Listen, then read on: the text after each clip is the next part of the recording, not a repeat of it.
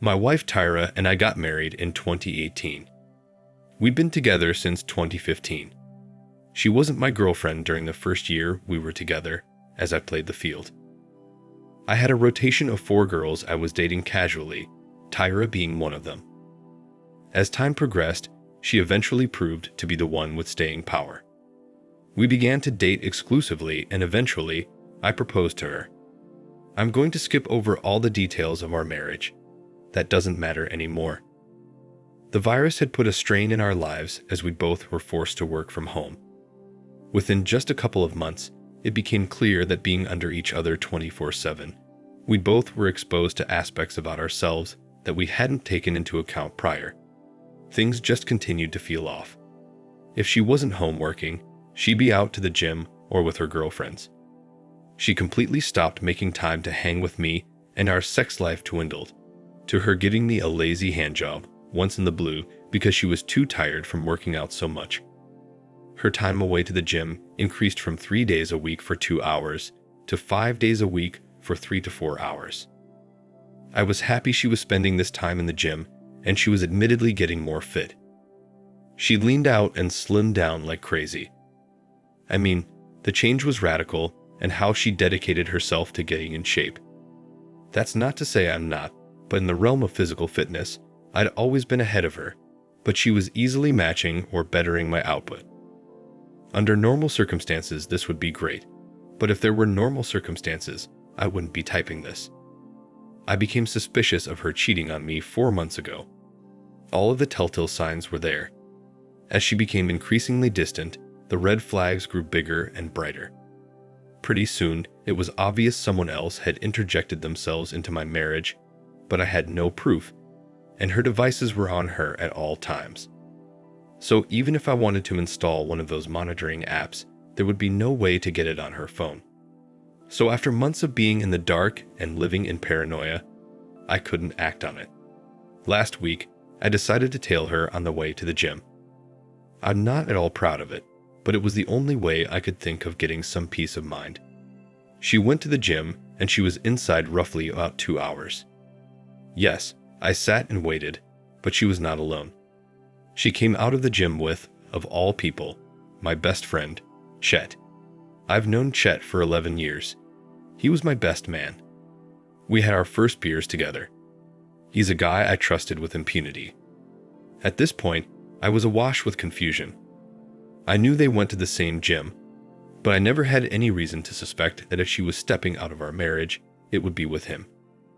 Rather than go to her car and head home, she walked with Chet to his car, chatting away with him. When they reached his car, he proceeds to grab a handful of my Tyra's behind, pulled her close, and tongued her down. By this point, I was seeing red. My blood was boiling, and I was fuming. I punched a nice dent into the roof of my car as I just sat there and watched as they were at it for at least 2 minutes, right before getting into his car and leaving the lot. For a split second, I thought to just go home, but there was no way I was going to be able to sit and wait, knowing what they were doing. I tailed my best friend's car for 20 minutes until they pulled into the driveway of his house. I parked about 3 houses down so as not to draw attention, and watched as they shuffled out of his car literally all over each other into his front door. For the next 20 minutes or so, I contemplated what I was going to do, and that's when my boiling anger turned to an unsettling calm. I started my car and pulled up to his driveway. After a deep breath, I got out of my car and went up to the front door. Wouldn't you know it, it wasn't locked. Yeah, I'm well aware that what I was doing was bordering on illegal, but I didn't care. I opened the door to hear loud music and the unmistakable sound of my dear Tira moaning. I followed the sound to the back where his bedroom clearly was. I stood at the door and made peace with what was happening on the other side of the door, as well as made peace with what I was about to do. I made a quick check on the door, and it was not locked. I opened the door to the sight of Chet with Tyra's legs pinned behind her head, going to pound town. Without even a second thought, I lunged forward into the room, and in 2 steps, delivered a swift teep kick right into his right rib cage. For those who don't know what a teep is, It's basically a front kick. A jab with your foot rather than your fist. It made a satisfying crack as he went flying out of her and off of the bed. The moment she saw what was happening and noticed me, she shrieked in terror. Chet got off the floor, clutching at his side where I'd kicked him, only to get a glance at me a couple seconds before I came over the top with an overhand hook, hit him right on the button, and he crumbled like a steak cookie. Tyra, at this point, jumped in between me and Chet, begging me not to hurt him and just leave. He staggered back up to his feet, trying to say he was sorry. I lost it then and there. I shoved her out of the way, tackled him to the floor, and proceeded to beat the crap out of my former best friend. He didn't even try to fight back. He just attempted to cover up as I rained bombs on him. Tyra made 2 failed attempts to pull me off of him, but I wanted my 10 pounds of flesh. After landing a beating on him, I stood up and kicked him flush in the same rib I'd kicked him off the bed in. He let out a horrible scream. I'm almost certain that one broke a rib. He was laying on the floor, naked and grimacing in pain, and Tyra was tending to him and trying to calm him down. The sight of her trying to protect him sent me into a dark place. As she stood up and looked at me after trying to console him, I looked right in her face, telling her she disgusts me, and she'd better get used to being here because she had no home with me anymore. As I turned to leave, she was crying uncontrollably and begging me not to leave, that she could explain everything.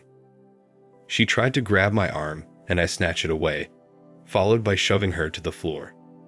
She was half naked, following me out of his house, begging and pleading me not to go, and that we could all talk about this. It was like I stepped into the Twilight Zone or something. As I got in my car and peeled out, the weight of it all hit me. I didn't get a half mile away before I had to pull over. I was sobbing uncontrollably over the loss of not just my marriage, but my friendship. I knew things were shaky with me and Tyra, but for her to do this to me with my friend of all people, that's a level of hurt I don't wish anyone to experience. Then it sunk in that I just beat a man in his own house. Now I was panicking whether or not they'd call the cops on me. I hit the gas and floored home. I didn't sleep a wink the whole night. I just sat in my living room waiting for sirens to near, but they never did. Around 6:30 a.m. that morning, Tyra returned. The moment she saw me, she just fell to her knees bawling. Between her apologizing, she explained everything. She told me that he wasn't to blame, that she came on to him. She was apparently pissed off at me for not making the effort to be there for her. How over the lockdown we grew apart, and she had no one to confide in because I was emotionally withdrawn, so she started doing so with Chet, and it grew into an emotional affair. She said she was the one who pushed it towards a physical affair because her emotional dissatisfaction with me grew into a sexual dissatisfaction with me. She said she was mortified by how I just snapped, and told me that I'd broken 2 of his ribs, and he was in a hospital and wasn't going to press charges. I let her talk without saying a word, and when I sensed she was done, I tore into her.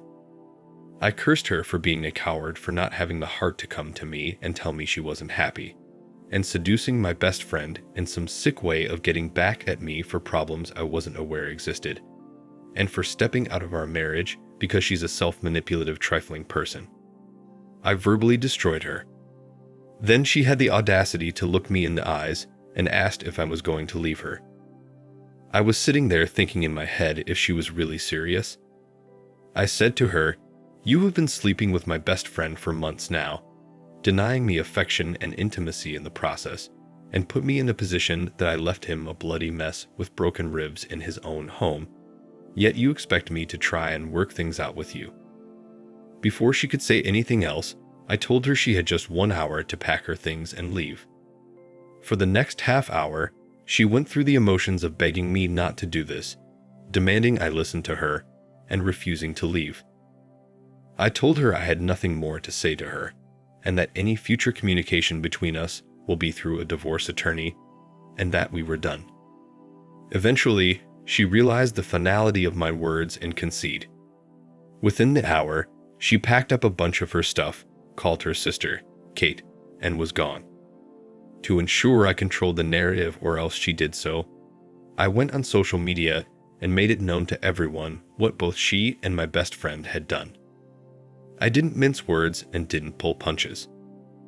I let it be known matter of fact that I caught both of them in the act and that I'd be filing for divorce in the coming days. As you'd expect, family and friends swarmed over the news. The reaction was about what you would expect, some condemning them for their actions, and some condemning me for making such a personal matter public.